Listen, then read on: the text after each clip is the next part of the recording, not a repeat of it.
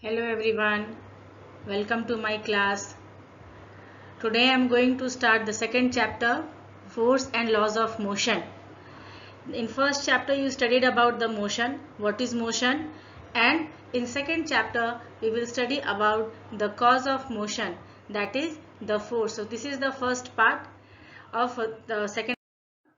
In this chapter I am going to discuss about what is force, what is balanced and unbalanced force, then Galileo's experiment, first law of motion, how the first law of motion is derived from Galileo experiment, and some example based on first law of motion, that daily examples. Then inertia and mass, what are these two things and how we are going to define them, and what is the difference between inertia. So first, force. Force, what is force? Force is an influence which can cause some changes in the body. What are the changes? The changes are cause in motion. A body can move. Push or pull is an activity which can cause the change in the body. When you are pushing or pulling any object, the body can change its place. So force is the effect that we can see on the body. We can see the activity we are pushing or pulling, but we can't see the force. Force is the effect that is causing on the body. So what are the effect of force? When force is applied on the body can start moving from rest to motion. If it is already moving, then it can change its speed. The speed may increase or decrease, or it may change the direction of motion. Or if we apply force, the shape of the body can change. So here this is a body which is a spherical or circle in shape, and if force are applied from both the direction, then what will happen? The shape of this body will change. So force can change the shape of the body. SI unit of force is Newton, and you will study later 1 Newton is equal to 1 kg into 1 meter per second square. Now types of force. First, contact force. Contact force are that when two bodies are in contact, means the one who is applying force and the other on which force is being applied. Here you should be clear. One which is applying force and the other on which force is being applied. So whenever we push any object, we pull any object, hit cricket ball with a bat, we are applying contact force. The two bodies are in contact. In non-contact force, when the two bodies are not in contact, the force is acting from a distance, but the effect of force can be seen or observed. That is magnetic force. You all know what is magnetic force. Electrostatic force you have studied in class 8. What is electrostatic force? That force of attraction or repulsion between charged particles. And gravitational force, every object which falls towards the earth, there is a force called gravitational force. So magnetic force, electrostatic force and gravitational force are the example of non-contact force. Now important, balanced force. When number of forces are acting on the body and there is no change, this is important. When number of forces are acting on the body and there is no change in the body, then it is called balanced force. Because we know that force is the cause of motion, force is the cause of change in the shape of the body. But if number of forces are acting and there is no change, then it is balanced force. For example, when you push a box and the box does not move, any object. In class 8 you studied about friction. So friction makes any object to remain in its place. You are applying the force, but the frictional force is always opposite to the direction of motion. So the body is not moving because here two forces are acting. One is from when you are pushing the box and the second one opposite frictional force. Both are balanced, equal and opposite. So the body is not moving here.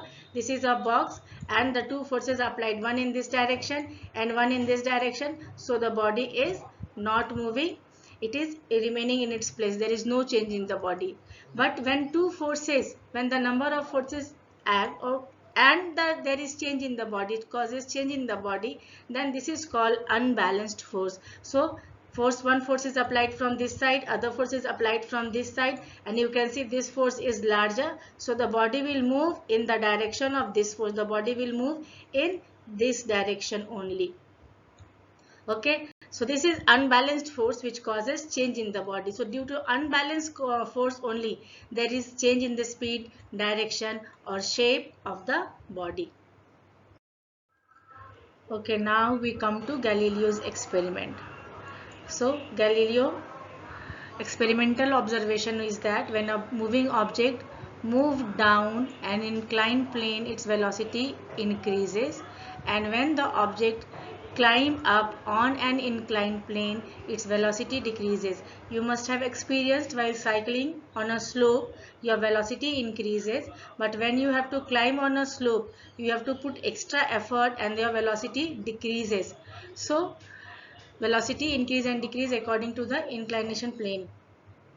Then again the observation was that while rolling up, it covers equal distance. That I will explain in the figure given below. So while rolling up, it covers equal distance. To understand this, let us assume this inclined plane 1 and these are the inclined planes. So one inclined plane is this one, other one is this one. Now if an object which is placed here, it rolls down, then when its velocity increases, due to increase in velocity, it will climb up on this plane and reach to the same height from where it was being dropped.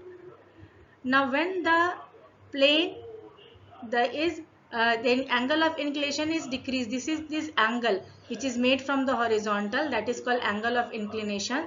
So in the second case, when the angle of inclination is decreased, then also if the ball is if the marble or any object which is dropped from the height, it will cover a longer distance, this longer distance, and try to reach the same height. So Galileo concluded that if this second plane is made horizontal, the angle of inclination becomes 0. So the marble will roll on this surface and try to reach its original height. So it will keep on rolling, it will keep on rolling. But in a practical application, you see that after covering some distance, the marble stops because it is due to the presence of frictional force, for which makes the marble stop after covering some distance. That too also depends upon the surface. Frictional force is more or less, the surface is smooth or rough.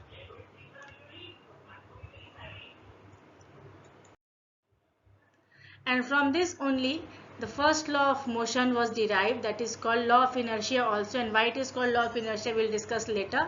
So first law of motion came from Galileo's experiment. Newton gave the first law of motion, that if an object remain in the state of uniform motion or in the state of rest, it will remain in the state of motion unless it is compelled, it is forced to change its state by an applied force. If the force is applied, then only it will change its state from rest to motion or from motion to rest. This is the first law of motion.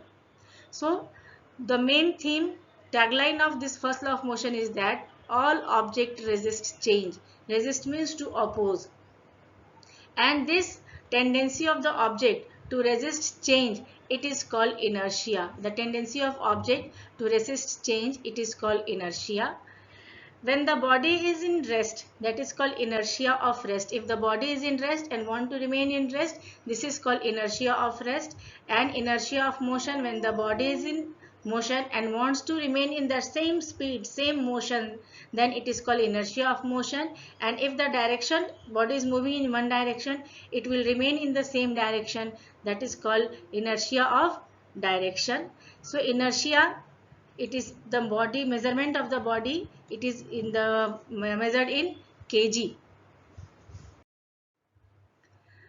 Now, a relation between inertia and mass. What is mass?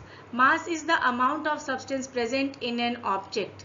So mass is something, suppose a box which is made up of wood, so amount of wood from which the box is made, that is called is mass. So mass is amount of substance present in a object. Now let us consider two boxes A and B. A is a box, cuboid, cube box, but it is hollow. Air is filled inside the box, it is a hollow box.